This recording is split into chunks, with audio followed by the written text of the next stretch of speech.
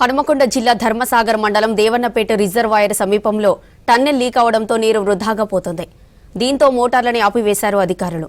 లీకేజీలను గుర్తించి మరమ్మతులు చేస్తున్నారు. దేవాదుల 3వ దశ పనులో రామప్ప చెరువు నుంచి ధర్మసాగర్ రిజర్వాయర్కు నీటిని తరలించేందుకు 49 కిలోమీటర్ల వరకు టన్నెల్ పనులు పూర్తి చేశారు.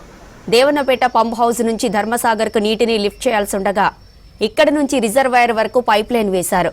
రిజర్వాయర్ సమీపంలో మిషన్ భగీరథ నిర్మాణాల కారణంగా 200 మీటర్ల వరకు మరో టన్నెల్ ఏర్పాటు చేశారు.